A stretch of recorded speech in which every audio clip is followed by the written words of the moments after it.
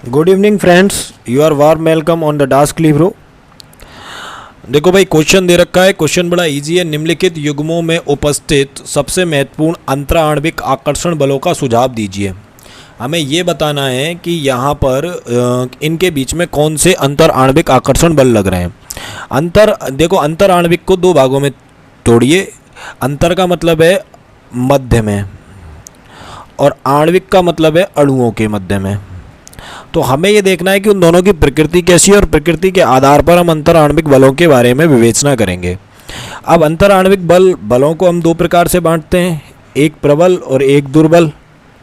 तो दुर्बल बल की श्रेणी में हमारे 3-4 बल आते हैं, जैसे वंडरवाल बल, हाइड्रोजन बल। इन सब बलों की जो प्रकृति होती है वो ऐसी होती है कि इन सबको तोड़ने के लिए 1 किलो जूल से कम की ऊर्जा चाहिए।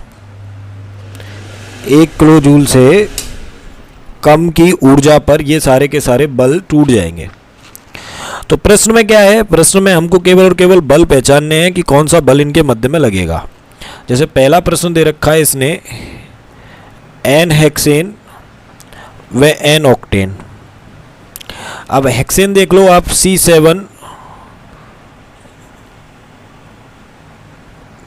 C6H12 और ऑक्टेन देख लो C8 AH18 14 आएगा, सॉरी यहाँ।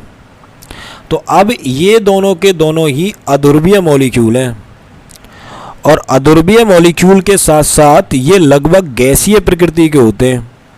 गैसीय प्रकृति के थोड़ा अगर टेम्परेचर को अगर आप डाउन करोगे तो ये आपको रूम टेम्परेचर पर द्रव अवस्था में भी मिल जाएंगे। बाकी इनकी गैसीय प्रकृति होती है, रूम टेम्परेचर के आसपास इनको द्रव अवस्था में पाया जा सकता है।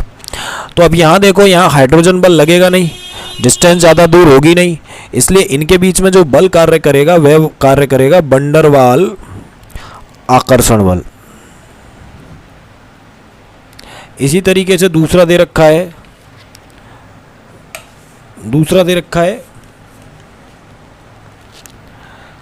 I2 एवं CCl4। अब जो I2 की प्रकृति है यह भी ध्रुवीय है, सॉरी अध्रुवीय है, और CCl4 भी अध्रुवीय है। ठीक है। अब यहाँ पर बेटा जी कंफ्यूज मत होना कि कार्बन के साथ में क्लोरीन आ रहा है और क्लोरीन की विद्युत ऋणता कार्बन से ज़्यादा है, इसलिए यहाँ आंशिक ऋणावेश, यहाँ आंशिक धनावेश आ जाएगा। बेटा हाइड्रोजन बंध है ना, केवल और केवल ऑक्सीजन, नाइट्रोजन और फ्लोरीन के साथ बनता है, क्लोरीन के साथ हाइड्रोजन बंध नहीं बनता।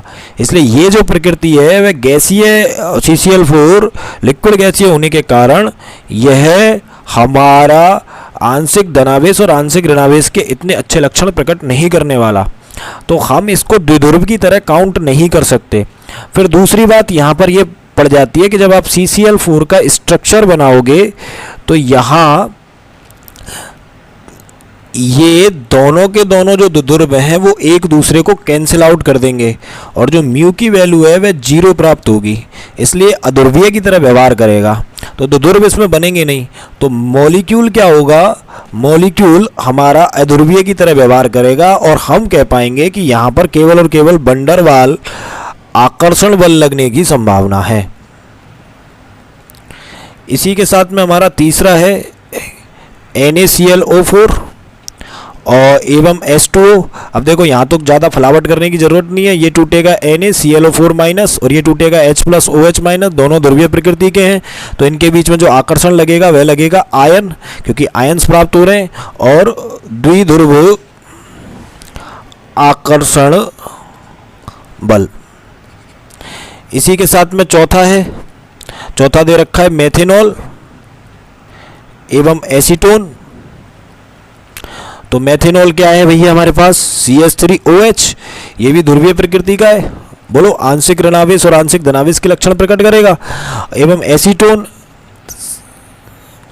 अब एसीटोन में भी आंशिक धनावेश और आंशिक ऋणावेश के लक्षण प्रकट होंगे। तो ये, लेकिन इसमें और इसमें अंतर क्या है? यहाँ पर आयन प्रोड्यूस होंगे, यहाँ पर आयन प्रोड्यूस नहीं होंगे, और जब आयन प्रोड्यूस नहीं होंगे तो ये हमारा आयन द्विध्रुव आकर्षण बल प्रदर्शित नहीं करेगा। तो फिर ये करेगा क्या? यहाँ पर ये करेगा द्विध्रुव आकर्षण बल। और लास्ट हमारा बचता है CH3CN एवं एसीटोन 5वें नंबर का।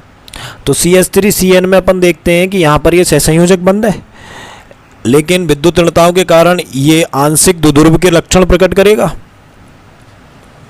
आंशिक द्विध्रुव के लक्षण प्रकट करेगा क्योंकि 2 पाई बंध बन रहे हैं यहाँ। और एसीटोन की अगर अपन बात करें तो एसीटोन में विद्युत ऋणताओं के अंतर के कारण आंशिक धनावेश और आंशिक ऋणावेश आएंगे, लेकिन पूर्ण आयन कभी नहीं बनेंगे। तो यह भी कैसा बल प्रकट करेगा, द्विध्रुव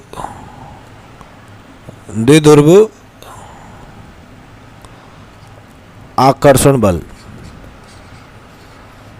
ठीक है जी। तो क्वेश्चन बड़ा इजी था। अगर पसंद आया हो, आपको समझ में आया हो तो चैनल को लाइक शेयर एंड सब्सक्राइब कीजिए और हमें फॉलो कीजिए।